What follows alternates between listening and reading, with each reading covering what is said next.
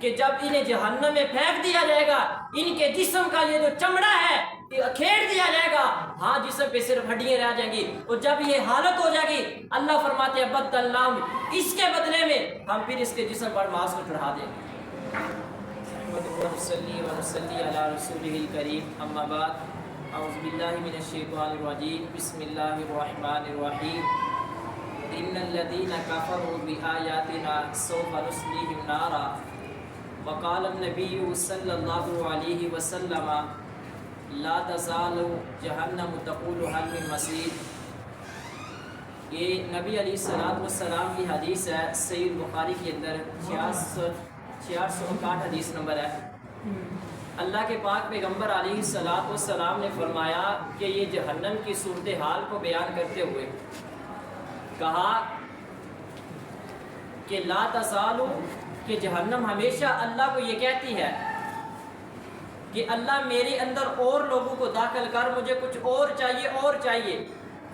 لیکن جن لوگوں نے ان الذین کفروا بآیاتنا سوف نصلیہم نارا، کہ جنہوں نے رب کی آیات کے ساتھ کفر کیا ہے، ان کے مفہوم کو بدل دیا ہے اور ان کے مضامین کو، ان کی تشریحات کو یہ بزرگوں کی طرف لے کر چلے گئے، تو ان کے بارے میں اللہ کہتے ہیں کہ ان الذین کفروا بآیاتنا سوف نصلیہم نارا، کہ قرآن کی آیات کو ٹکرانے سے مطلب یہ ہے کہ جو اپنے مطلب کی اسے لے لیا، جو تمہارے بتوں کی اور یہ تمہارے پیروں کی نفی کر رہی ہے، ان کی مذمت کر رہی ہے، اس سے جناب آپ کہتے نہیں یہ تو وہ جو مکہ کے مشرک تھے نا، یہ تو ان کے بارے میں، ہمارے بارے میں تو ہے ہی نہیں۔ تو اللہ فرماتے ہیں کلما نضجت جلودہم بدلناہم جلودا غیرہا، کہ جب انہیں جہنم میں پھینک دیا جائے گا ان کے جسم کا یہ جو چمڑا ہے کھیڑ دیا جائے گا، ہاں جسم پہ صرف ہڈیاں رہ جائیں گی، اور جب یہ حالت ہو جائے گی اللہ فرماتے ہیں بدلناہم، اس کے بدلے میں ہم پھر اس کے جسم پر ماس کو چڑھا دیں گے، تو پھر اسی طرح اس کا جسم ہمیشہ جہنم میں رہتا رہے گا۔ اور جہنم کے بارے میں اللہ کے رسول علیہ السلام نے فرمایا کہ لا تزال جہنم تقول هل من مزید، ہمیشہ جہنم رب کو یہ کہتی رہتی ہے اللہ میرے اندر اور کچھ چیز کو داخل کر۔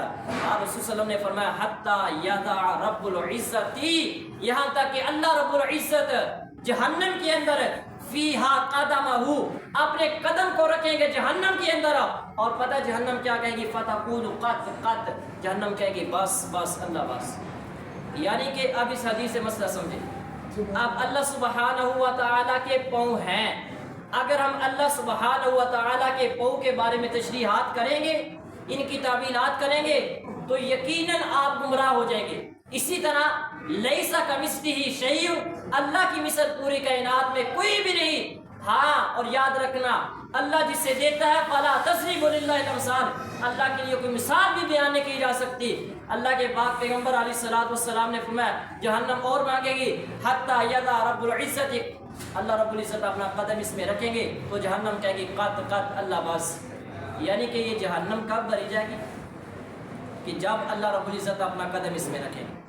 تو کچھ مرجیہ قسم کے لوگ اور کچھ جو اسلام کو دباتے ہیں وہ ان کی بڑی تعویلات کرتے ہیں، جس طرح یہودیوں نے کہا تھا وقالت الیہود ید اللہ مغلولہ، یہودیوں نے کہا تھا کہ اللہ کے ہاتھ تو باندھے ہوئے ہیں، لیکن نہیں، اللہ کی صفات کے بارے میں کسی کو کوئی بھی تعویل کرنے کی گنجائش نہیں ہے۔ یاد رکھیں اگر آپ تعویلات کریں گے اللہ رب العزت کی ذات کے بارے میں تو آپ گمراہ ہو جائیں گے۔ اسی طرح قرآن نے بس کہا ہے کہ لیسا کمثلہ شیء، اللہ سبحانہ و تعالیٰ کی مثل کوئی چیز نہیں، تو بس ہمیں اس چیز پہ خاموشی اختیار کرنی چاہیے۔ اور اللہ کے پاک پیغمبر علیہ السلام نے فرمایا جہنم کب بھری جائے گی جب اللہ سبحانہ و تعالیٰ جہنم کے اندر اپنا پاؤں رکھیں گے، اس وقت جہنم کہے گی بس اللہ میں بھر چکی ہوں۔ تو جناب یہ جنہوں نے اللہ کی آیات کے ساتھ کفر کیا ہے، یہ قرآن کی آیات کو حدیث کو بدلا ہے اور اپنے اقوال اور ائمہ کی بات کو رسول اللہ صلی اللہ علیہ وسلم کی بات سے مقدم رکھا ہوا ہے کہ انہی کے بارے میں ساری سزا ہے، کہ جن کے بارے میں قرآن نے کہا کلما نضجت جلودہم بدلناہم جلودا غیرہا لیذوقوا العذاب، ہاں یہ جب جسم سے جب چمڑا اکھڑ جائے گا اللہ سبحانہ و تعالیٰ نے لگا دیں گے اور یہ ذوق العذاب، یہ جہنم کو چکتے رہیں گے۔ اسی طرح اللہ کہتے ہیں کہ میرے عذاب سے بچو اور میری پکڑ سے بچو، ان بطش ربک لشدید، کہ تیرے رب کی پکڑ بڑی سخت ہے۔ اس لیے انسان جو قرآن ہے، جو حدیث ہے، اس سے سمجھ، یہ پیروں کے اقوال، یہ درباروں پہ عرس، یہ میلے، یہ بکرا، یہ مرغی، یہ کالا، یہ چٹا، یہ سب کو چھوڑ دے، ایک رب کا ہو جا، اور جو رب کا ہو جاتا ہے پھر رب دنیا والوں کو اس کا کر دیتا ہے۔ اللہ سے دعا ہے کہ اللہ سبحانہ و تعالی ہمیں قرآن اور حدیث صحیح معنوں میں سمجھنے کی توفیق عطا فرمائے۔